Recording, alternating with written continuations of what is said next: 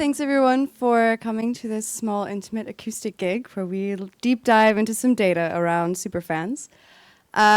Especially in the context of the conversation in the other room, which is a lot about artist monetization, and that is obviously a big theme.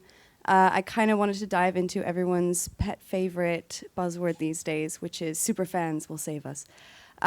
So we want to look today a little bit about what that actually means and how artist revenues can be supported by fans in different ways. If you don't know us, MIDiA Research, we're data and insights and consulting firm.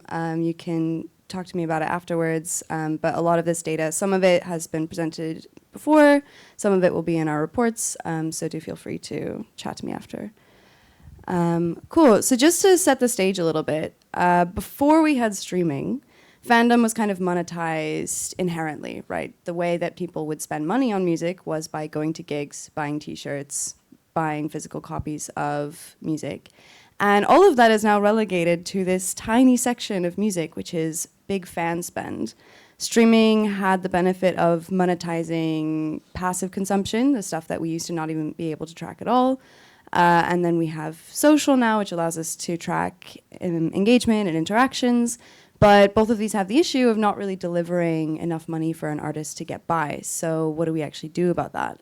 Major labels, bigger companies can obviously benefit from the economics of scale. If you have a lot of really tiny artists, you do benefit over the long run. But if you're a smaller artist or an indie label, this obviously doesn't work. And we're also seeing longer term impacts about this as culture sort of fragmenting. It's harder to make big moments. And it's really hard to just create a superstar now. So what do we do? So first, let's talk about the state of superstars and superfans. The big high-level data on this is that the share of the biggest tracks of overall listening is decreasing. So this looks like back in 2016, the top 100 tracks made up 10% of listening. As of 2022, they only made up about 4% of listening. Now, I find this one sometimes quite hard to wrap my head around. So an easy way of thinking about this is that there's just too much to choose from. Let's look at my Spotify Wrapped. Last year, I listened to almost 6,000 songs by almost a little over 3,500 artists. I listened to almost 50,000 minutes of music. I am a music fan. Obviously, I love music. I'm also part of the problem. I only listen to my top artist for about, well, that's an average of 1.5 songs per artist, first off. Second of all, my top artist only made up about 3.7% of my total listening time, which is crazy when you think about it. The margin's just so small. So even as a superfan, that listening is not really seemingly reflected in the data. Or if it is, it's a very, very small margin. This kind of brings us to a conversation point in the industry. You may have heard this one before. Streaming's basically decreasing the value of music and turning it kind of into tap water, something that you assume you have access to, and it's just kind of in the background and you don't really think about it, but it doesn't strike you as very valuable.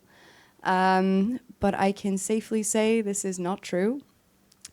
When we surveyed consumers, 73% said that the music they listen to reflects who they are as a person. That's more than the TV shows they watch. It's more than the clothes they wear or the people that they hang out with, or all of these other great options that you can see here. So there's sort of a disconnect here, right? If people are listening to a lot of music, but their top artists aren't really coming out on top, and streaming revenues aren't delivering long-term sustainable careers, but music does have value, what do we do? How do we bridge that gap? And this is where the superfan comes in, and this is why everyone loves to talk about superfans. The issue with talking about superfans is everyone will have a different definition depending on what it is they want or what it is that they're looking for. Do you define them by the time spent, by how engaged they are, or by how much money they're spending? If you just focus on money they're spending, you risk alienating the fans who don't have a lot of money to spend, but may, really show up for their artist when it matters. If you just focus on time spent, you maybe get fans who are just listening in the background while they're studying, but they don't really care, they don't really know. So obviously there's probably a balance there, and that balance is going to be different depending on the artist that you're working with. Second question is, how do you reach them? Do you use social? Do you use streaming? Do you use live? Do you use like physical, or do you use merchandise?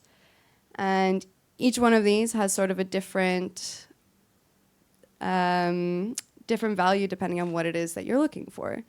If you want engagement, you probably want a little bit of all of the above. If you're just focusing on time, you're really only going to focus on social and streaming.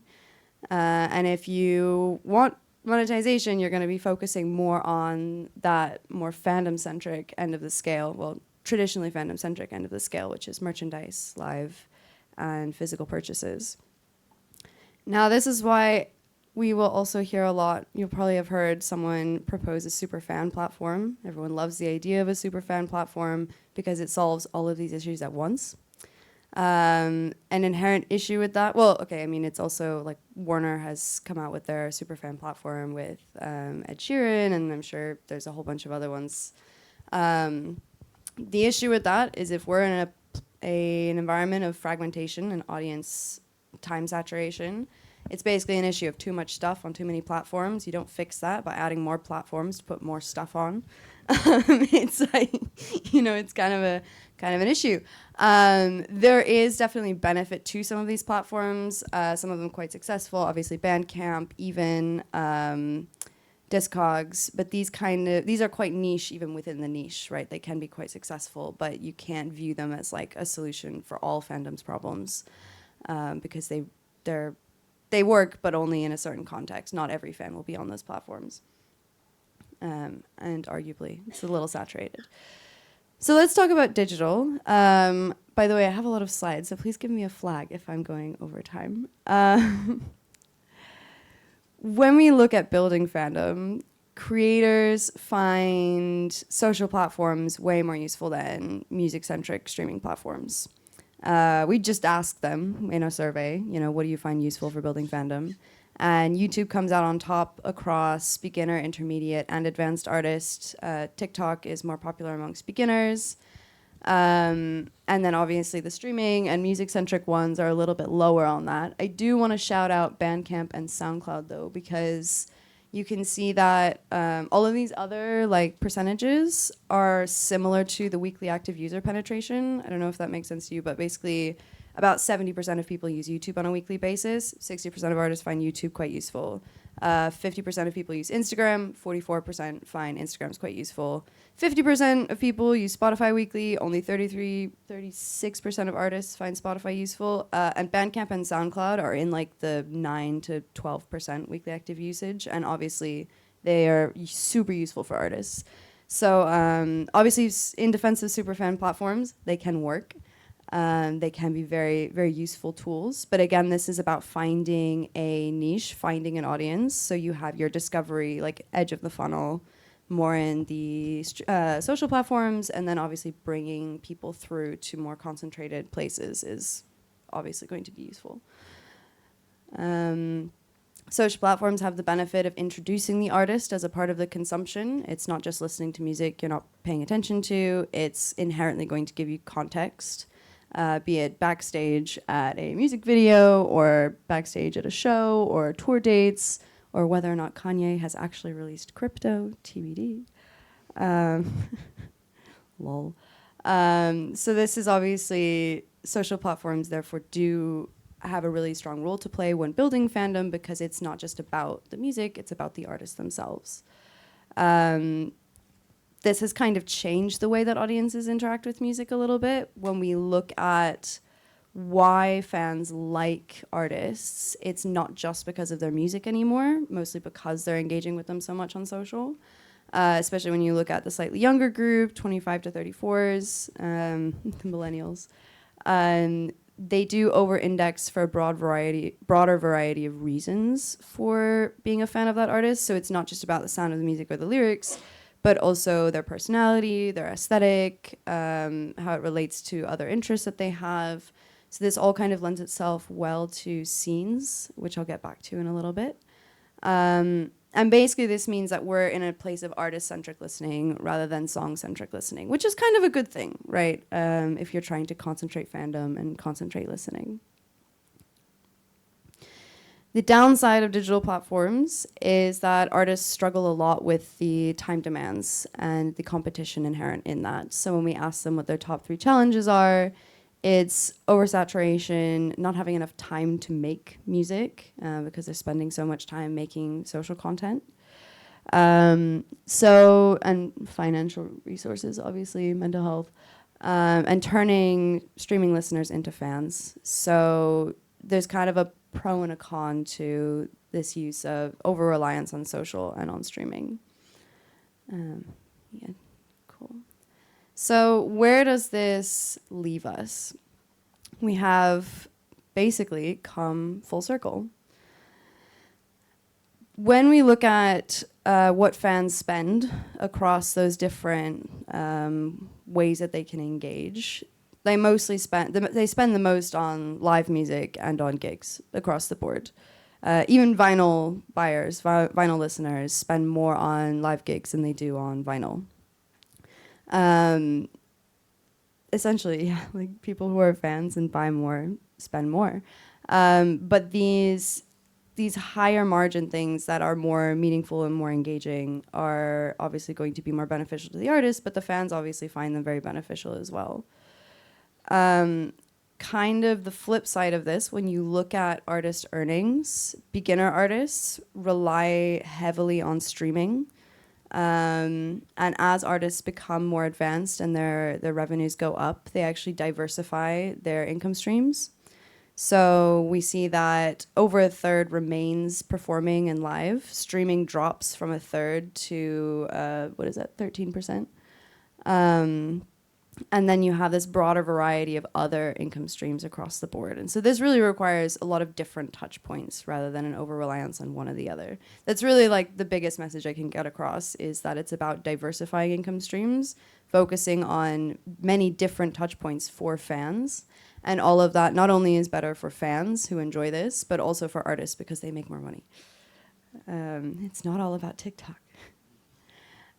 Just to kind of illustrate this really quickly, if we look at Charli XCX, big famous at the moment, her career is more than 10 years in the making, right? She started out on MySpace, but she didn't go big because she went big on MySpace. She had live, label support, working with other partnerships, basically. Had a break in Sweden, more partnerships, and then released her big album right when everyone already knew who she was. And that's why she's had such a big moment this summer.